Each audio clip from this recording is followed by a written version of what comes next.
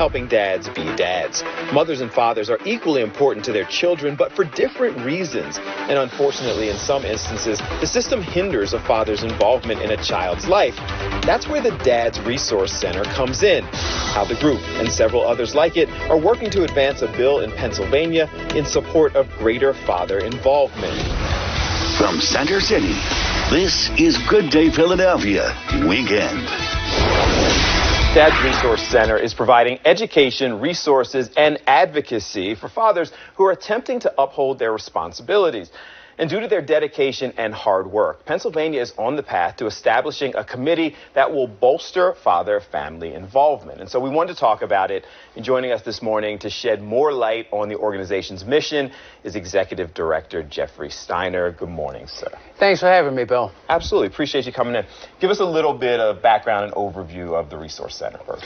The Dad's Resource Center was founded in 2016 by AccuWeather founder and CEO Dr. Joel N. Myers to provide education, resources, and advocacy for fathers struggling to be in the lives of their children. Since that time, we've had well over 100 fathers come to us desperate, really in need of help, because they very much want to fulfill their sacred commitment that they have to their children, but they're not able to because of the way that our family courts, our county, and human service agencies far too often work to limit or deny their access to their children. I've heard these stories over the years as people talk about the kind of stigma that goes to fathers who are absent or don't want to be involved. And a lot of times it's fathers who do want to be involved that there are barriers that you're trying to help them overcome.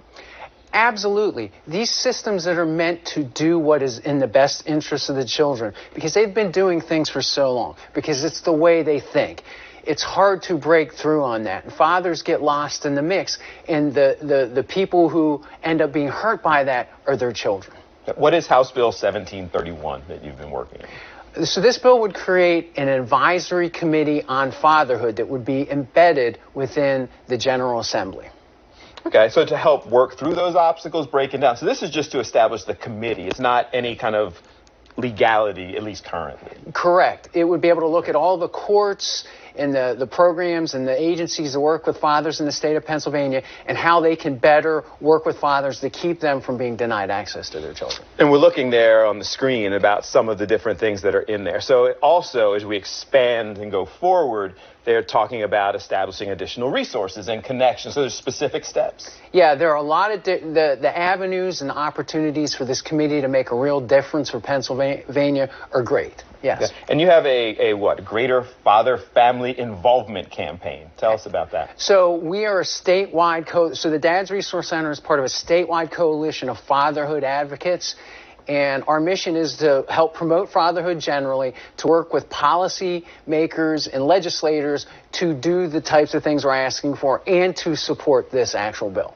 I want to, if possible, make it a little personal. Like the concept is personal, but what are some of the stories you're hearing from fathers as they kind of struggle to try to gain more access to their children that they want? Well, it's really heartbreaking. Like I said, there are a lot of fathers who are in significant pain. There's nothing more that can tear at the core of a man than not being able to be with their children and be powerless over that. So it's difficult. It's very difficult talking to these fathers and their experiences that they go through. But again, I really want to emphasize the losers in this are the children.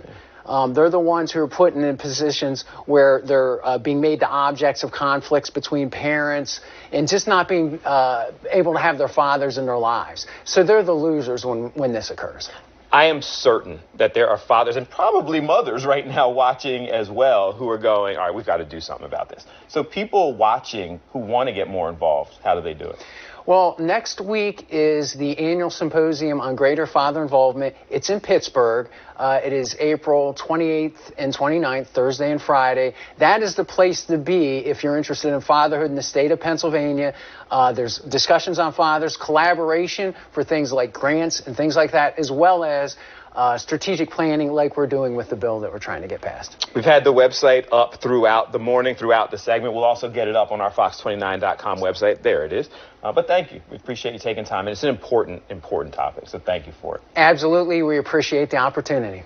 Absolutely. Hopefully we can move forward and get some things done with this, guys. So get more information, stay on top of it.